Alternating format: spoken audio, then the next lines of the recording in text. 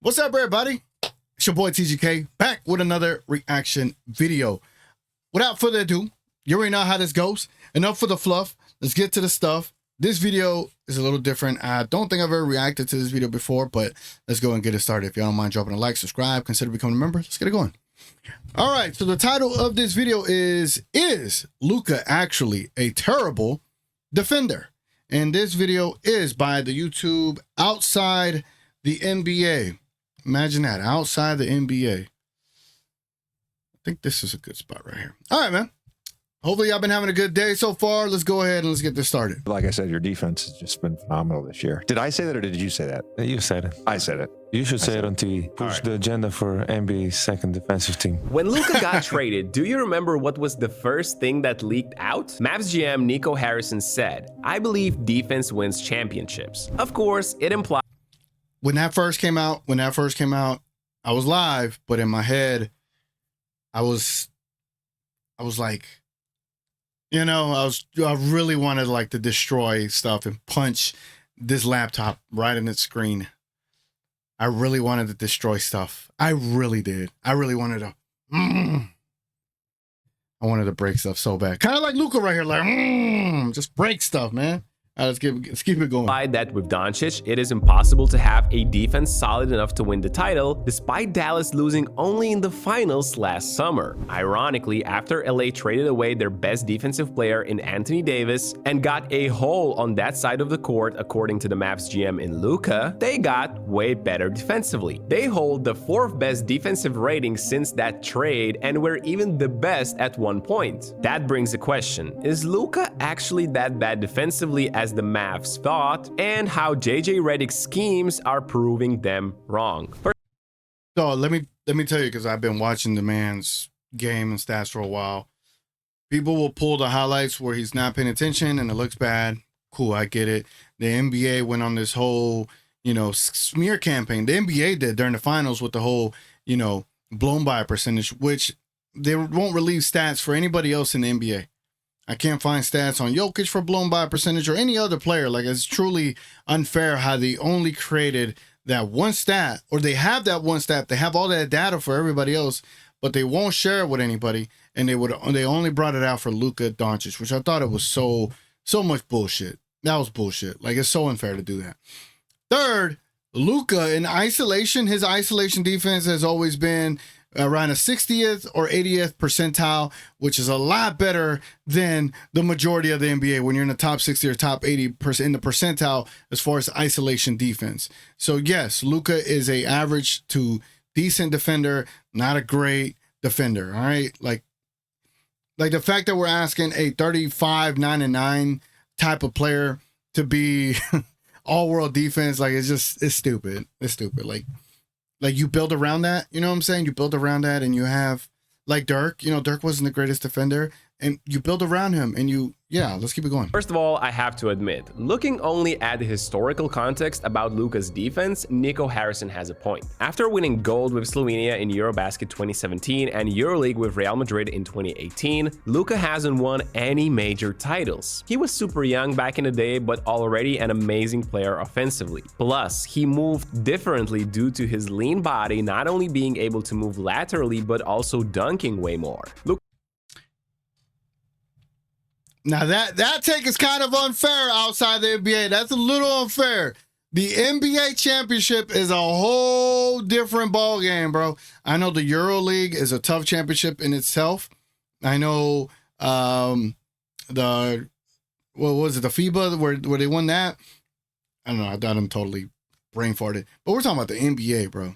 We're talking about the NBA. The NBA is not an easy championship to get. So to say that he hasn't won one since then, it's as if we're kind of trying to make it look like the NBA championship was easy, which is not. It's not at all. And I think the Mavericks were really close to having that championship team, so we could have had it, but let's not undermine a NBA championship. That is very, very difficult, and it took literally Dirk 21 years to just get one. All right, let's keep it going. Luka had 25 dunks in his rookie season and only 2 in 2023-24 season, for instance. He got way heavier after his first year in the NBA, and that's when the problem started. Secondly, in every big game in the recent years, 2 things from Luka Doncic stood out the most. And it was not his insanely difficult shots or jaw-dropping passes. It was his constant arguing with the refs and the lack of effort defensively. First example, Eurobasket 2022, Luka Slovenia against a heavy underdog Poland. Luka looks gassed, argues with the refs, gets blown by multiple times, and Poland pulls off the upset of the tournament. Today I played terrible. I let my team down. I let the whole country who was supporting us down, and that's on me. And I gotta look back at this game and be better. Only a year later, in World Cup's quarterfinal now against Canada, Doncic again fails to deliver. Money signs towards the refs, but more importantly, everybody in front of Luka Doncic looks like an offensive superstar, even Dillon Brooks. And it wasn't much different in the finals last year too. Down 0-2, Dallas went back home and Luka faced the most important game of his career. Yet, he once again let the referee's decisions impact his game way too much, and his defensive effort was not there. It was actually so bad that Brian Windhorst pointed it out on national TV post-game. He is a hole on the court. The Celtics are attacking him. They are ahead in this series because they have attacked him defensively. Fast forward. All right, so let me add some context, just a little context. You know, the whole idea about him dunking early in his career to now, I totally understand it. I get it. And yeah, it's true. He did look a little bit bigger, right? But I don't think Luka dunking is that big of a deal when he's scoring 35, 9 and 9, right? You know what I'm saying? Like, oh, if you're not dunking, cool, but 35, 99 MVP season, you took us to the finals. And if we want to add a little bit more context, he took us to the finals injured that entire playoff series. And he was probably the worst. Injured, like physically, during the Clippers series and during the Celtics series. Those were the 2 worst he was. And when you're injured, you're not going to play the greatest defense, right? And people say, oh, well, don't be on the court. Well, you want to remove 35, 9 and 9? All right, you know. And then to the whole idea of how he played last year in national team play. Again, he was still carrying that injury. We all thought he shouldn't have played. But again, understanding Europeans, they're going to fight through it, bro. And they're going to play, and they are going to complain to refs. I learned the other day that that's kind of what the Euros do, that they will complain to the refs. So it's going to take a while for Luka to get out of that. But you look at LeBron, he's been in the league for 50 years, and he still complains. Like, it's part of the game. It's part of the game.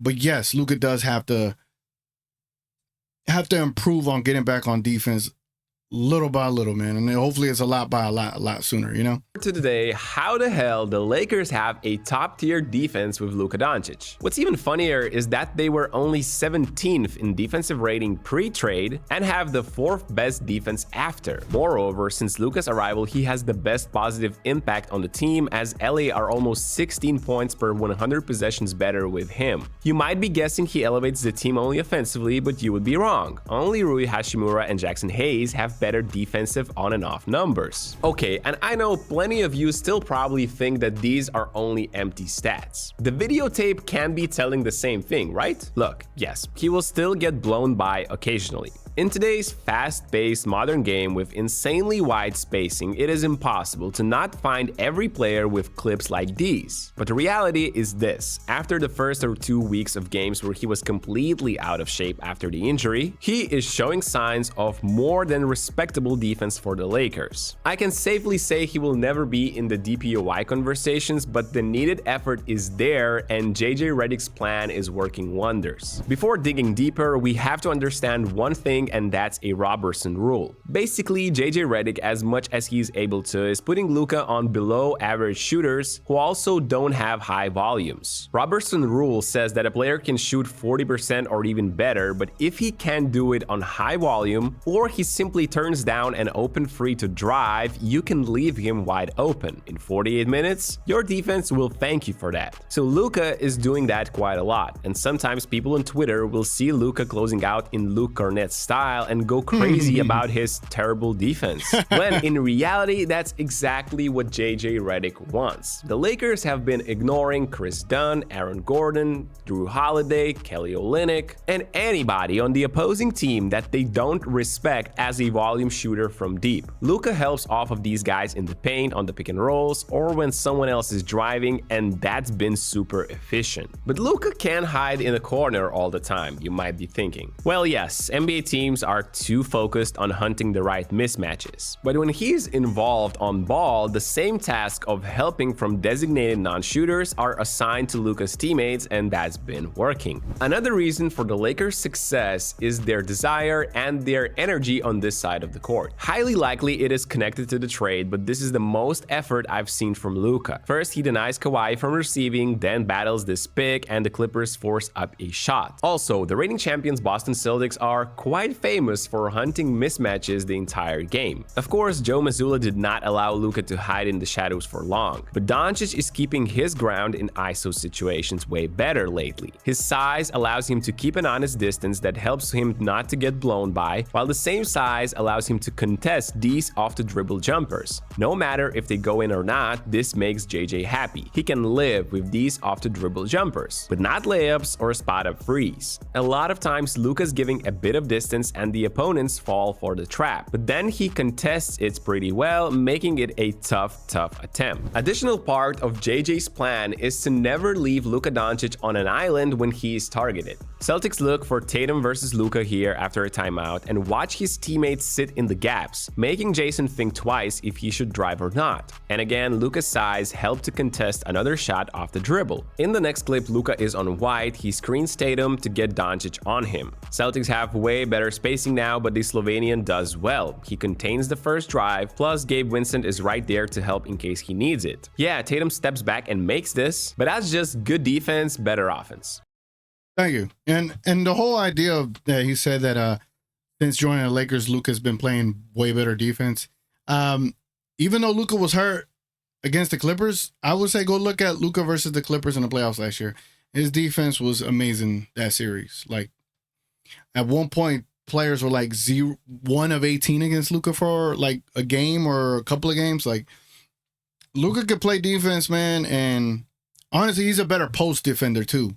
He's better in the post as well, but you know, let's continue. Here, Luka is guarding Brown and he wants to attack, but watch Vanderbilt and Finney-Smith clogging the driving gaps. Luka is also as low in his stance as I've seen him in years. Brown has to back down, and maybe there's a little bit of too much space given for him from Luka, but that's another tough make. Same thing here just a minute later. Connect, Finney-Smith are there to help. Brown is forced into a step back, and this time it's an air ball. Of course, Boston kept pushing the same button. Luka deals with another driving attempt, but this creates a long closeout for Vanderbilt towards Tatum. Such defensive strategy is tough to pull off in today's NBA because strong side help from one pass away can lead to open spot-up threes. But that's where LA's lineups of quick and lengthy wings, a lot of effort, and team defense steps in. Yeah, it's risky sometimes, but as you saw in this video, plenty more of contestant looks were created than these more open spot-ups. And even here, Finney-Smith is stunting to help Reeves and then sprinting as hard as he can to contest, forcing an airball from White. So to sum up, I'm not saying Luka is an elite defender all of a sudden or that the Lakers have figured it out. We will have to wait for playoffs to see how it evolves when teams prepare the game plan carefully with strategies to beat their heavy help defense. But one thing is for sure, JJ Redick has Luka locked in. His stance is lower than ever, his efforts are there more often.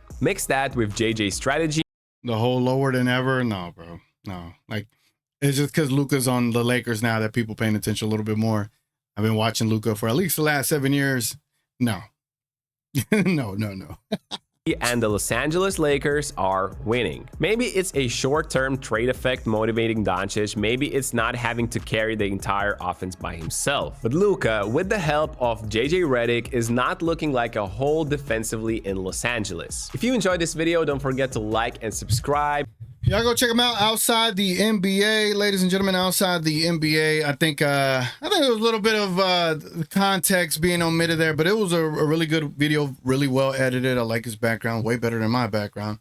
And audio was good, and And the take was good, man. The take was good, but I would say look at Luka last season, because Luka's been talking about being a better defender year over year, and he has been improving year over year. And it's just people will find that one narrative and stick to it for forever. And what they did in the finals last year was just disgusting by Brian Windhorst. Like, never mind. I don't even want to say what I want to say about Brian Windhorst. All right. Anyway, ladies and gentlemen, if y'all enjoyed that reaction, definitely leave a like on the video. Subscribe to the channel. Consider becoming a member. Believe today the Lakers are going to play. Yeah, the Lakers are playing tonight. I don't forget against who, because I'm shooting this Sunday night. Let me get that info for you right quick. Okay, the Lakers are playing the Orlando Magic tonight. I'll be live tonight. We'll be doing a pregame show and a watch along on playback. My playback link is in the description below. Please go and follow it. That way you could be able to watch Laker games with us. But you got to be in there early enough, and you got to ask for a VIP right before the game, and you'll be able to watch the game for free with us. Anyway, man, it's been your boy TGK. Appreciate y'all watching, and I'm going to catch y'all on the next one. We are out.